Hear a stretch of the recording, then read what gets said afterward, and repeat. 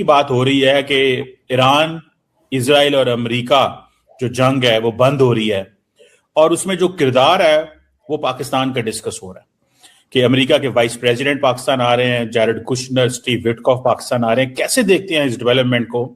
कितने भी गुनाहगार, कितने भी ऊपरी दिल से पाकिस्तानी हो, लेकिन दुनिया भर में फैले हुए बदबूदार, चाहे कितने भी पढ़े लिखे इंडियंस को यूं तड़पता, छटपटाता, तिल मिलाता, झुंझलाता, खफा होता देख करके पाकिस्तान को मिलने वाली इज्जत को आपके दिल में, आपके कलेजे में एक ठंडक सी उतरती है।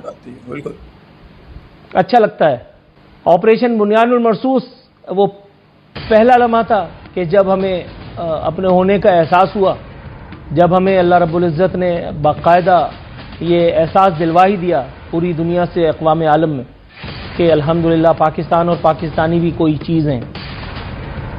और जय हिंद दोस्तों, भारत माता की जय और जय श्री राम से शुरुआत करेंगे। तो इस वीडियो में हम देखने वाले हैं, जो कि आपको ऑलरेडी थंबनेल में लिखा हुआ दिख रहा है दोस्तों, तो यही सब इसके अंदर हम देखने वाले हैं। तो चलिए भारत माता के नाम से शुरुआत करते हैं और जय श्री राम से शुरुआत करते हैं इस वीडियो की। तो एक तरफ मोदी का अपने तौर पर महान भारत का नारा ज़ेरे ज़मीन तहे खाक जाकर सो गया है, और दूसरी जानिब अल्लाह रब्बुल इज़्ज़त का फजल है, सुम्मा अल्हम्दुलिल्लाह, पाकिस्तान आलमी मंजरनामे पर छा गया है। दुनिया भर का मीडिया, अखबारात और जरायद, बड़े बड़े जगादरी, बड़े बड़े पॉलिटिकल एनालिस्ट अंगुश्त बदंदा हैं पाकिस्तान को मिलने वाली वो पजीराई देखकर, जो इस मर्तबा इस एक अहम तरीन जंग के मौके पर पाकिस्तान को अल्लाह रब्बुल इज़्ज़त ने नसीब की है कि पाकिस्तान, ईरान, इसराइल और अमेरिका के माबैन जारी इस तय फरीकी जंग के दरमियान एक कलीदी किरदार जो है वो अदा करने के करीब है। लेकिन दूसरी जानिब अगर हम भारत का जायजा लें तो भारतीय मीडिया के जय्यद लोग, इंतहाई पढ़े लिखे, इंतहाई इंटेलेक्चुअल लोग भी उनके लहजे से छलकती मायूसी और बददिली वो छुपाए नहीं छुपती। जरा देखिए, पाकिस्तान अमेरिका और ईरान के बीच मध्यस्थता कर रहा है और अमेरिका ने इसकी पुष्टि कर दी। राष्ट्रपति ट्रंप ने पाकिस्तान के सेनाध्यक्ष और field marshal general Asim Munir से बात भी की। फाइनेंशियल टाइम्स में खबर छपी है कि जनरल मुनीर ने ट्रंप को फोन किया और बीच बचाव कराने की पेशकश की है। तो इस मोड़ पर इस युद्ध में पाकिस्तान का रोल अचानक बड़ा दिखने लगा है, और सवाल है कि अभी तक के हालात में भारत का क्या रोल रहा है। युद्ध रुकवाने में पाकिस्तान की भूमिका हो और भारत की नहीं। भारत के कूटनीतिक जानकार अपने को कैसे मांझ रहे हों। पूरी दुनिया में चर्चा है कि पश्चिम एशिया के सबसे बड़े संकट में अचानक से पाकिस्तान का रोल इतना महत्वपूर्ण कैसे हो गया। क्या पाकिस्तान भी शांति का पुजारी हो गया है? अभी तक की डिप्लोमेटिक पहल में भारत कहां है और क्यों नहीं है, यह सवाल पूछा जाना चाहिए। ये थे जनाब एक भारतीय दानिश्वर, मुहक्किक, एक बहुत बड़े सहाफ़ी, जिन पर मोदी के महान भारत में जो कुछ हो रहा है वो एक अपनी तारीख है, उस पर फिर कभी बात करेंगे। अब सवाना भारतीय आवाज की हकीकत यह है कि हम अपनी ईरान नीति पर जिस जगह अपने आप को पाते हैं उसके लिए हम खुद जिम्मेदार हैं। आज इस मुद्दे पर एक de facto terror state Pakistan मध्यस्थता करने का दावा कर रहा है। भारत उस मुकाम में हो सकता था क्योंकि भारत के इस्राइल, अमेरिका और ईरान सबसे बेहतर संबंध थे, मगर हमारे प्रधानमंत्री जब खामेनी की मौत होती है तो उस पर पूरी तरह से खामोश रहते हैं। अच्छा, ऑनेस्टली स्पीकिंग बात यह कि इस वक्त अमिताभ बच्चन भी अगर इंडिया का प्रधानमंत्री होता तो सिचुएशन वाकई इतनी खौफनाक या ऑकवर्ड है इंडिया के लिए कि कोई फर्क पड़ना नहीं था। दोस्तों, आपको अच्छा लग रहा है वीडियो तो पूरी वीडियो देखें दोस्तों। आगे हम और देखने वाले हैं कि पाकिस्तानियों की मिर्ची लगी है, क्या हुई है और क्या बातें कर रहा है। चलिए चलते हैं। फील्ड मार्शल साहब डोनाल्ड ट्रंप से हम कलाम है और आपके डार साहब और शहबाज शरीफ साहब continuously in touch with Iran.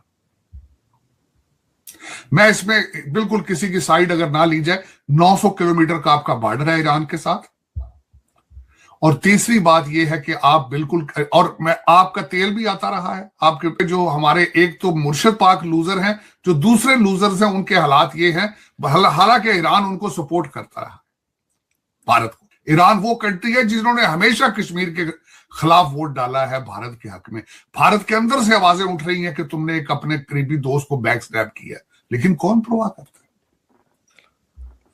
इस वक्त चीमा साहब, मैं दुख के साथ, मैंने आपको एक ट्वीट भी भेजी है जो भारत से मैंने ट्वीट देखी है कि परसों ईद थी, दो वाकयात की सख्त तकलीफ मुझे हुई चीमा साहब। एक इजराइल के अंदर, जेरूसलम के अंदर हमारी मस्जिद अक्सा के अंदर ईद की नमाज नहीं पढ़ने दी गई 40 साल के बाद। और दूसरा वाकया इसी तरह का मिलता जुलता भारत में हुआ है कि न्यू दिल्ली में मुसलमानों की आबादी के पास गली को ब्लॉक करके, एक सड़क को ब्लॉक करके, वहां पे जो ये आरएसएस के गुंडे हैं जो कि इस वक्त दंदनाते फिर रहे, वहां पे ना कोई हिंदू सेफ है जो बीजेपी में बिलीव नहीं करता, ना कोई दूसरा शख्स सेफ है, इंक्लूडिंग मुसलमान तो कर पहले हिट लिस्ट पे है वहां पे।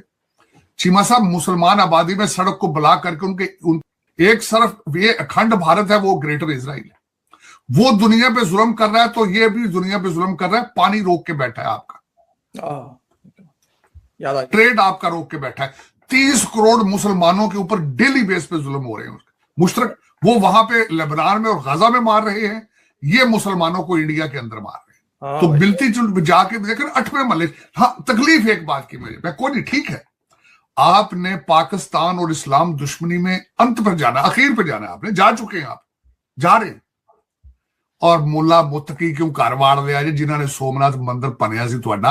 आपके एनएसए ने खुद फरमाया कि 1100 साल का हमने बदला लेना है, लेकिन मुला मुत्तकी के साथ रिश्तेदारी क्या है अफगानियों के साथ? ओए, हम तो भाई पंजाब पंजाब, हम तो ये साथ, फिर देखे फासला कितना है, हम तो वहां के रहने वाले हैं यार।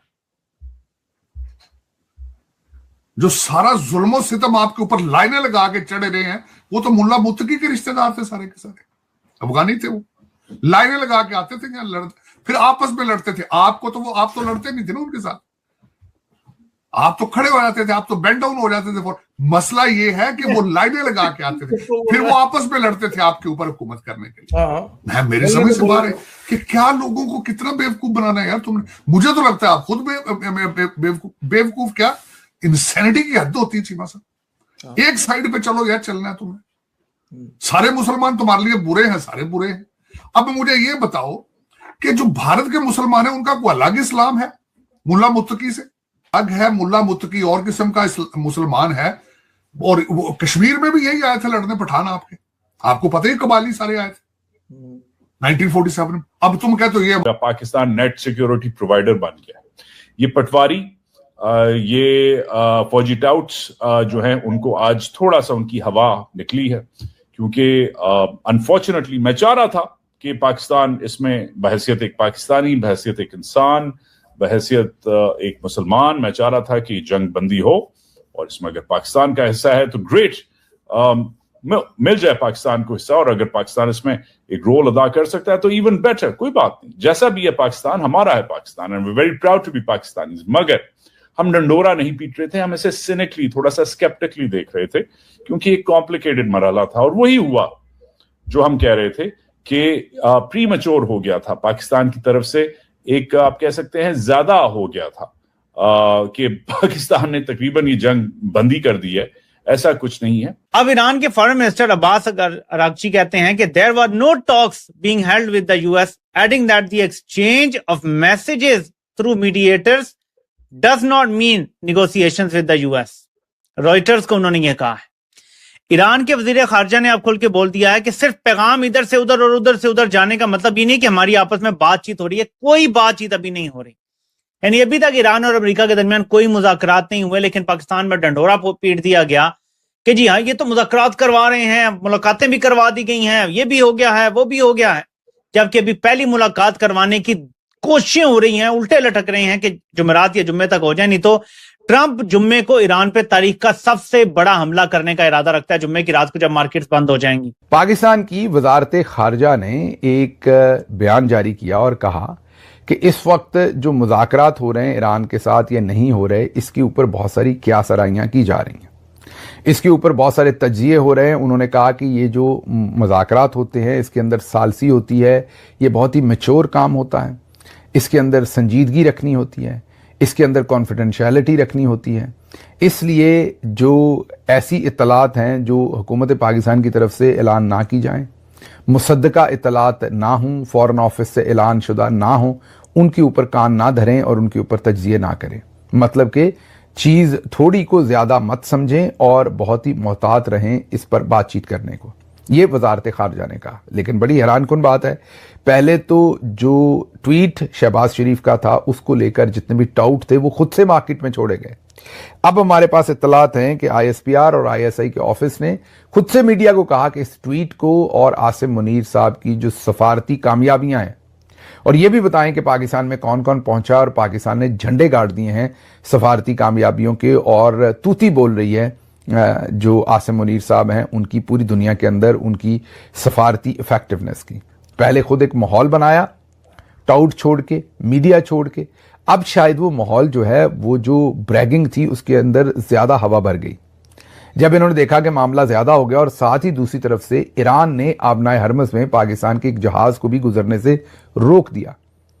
इन हालात के अंदर फिर लगा कि ये सफारतकारी वाला तो मामला उल्टा गले पड़ रहा है, तो फिर अब वजारत खारजा से ये बयान जारी करवाया गया कि क्या सराइयां मत करें, अफवाहें गर्दिश कर रही हैं, सिर्फ मुसद्दका बातों को ही रिपोर्ट करें। अब इनसे कोई पूछे कि पहले आपने ये जो तमाम शोर शराबा मचवाया मीडिया के अंदर, एक दफ़ा अपनी पतंग बहुत ऊंची चढ़ा दी, अब उतनी ऊंची चढ़ा दी जिसमें आपको कट जाने की फिक्र है, तो अब दोबारा कह रहे हैं कि मोहतात हो जाएं, क्या सराइयों के ऊपर काम ना कीजिए। लेकिन इधर हमने पहले अपने टाउट छोड़कर इन्फ्लेट कर दिया, और अब जब हवा निकल रही है तो उसके बाद हमने कहा कि ज़रा क्या सराइयाँ बंद कर दें, ज़रा इस सारे मामले को नीचे कर दें।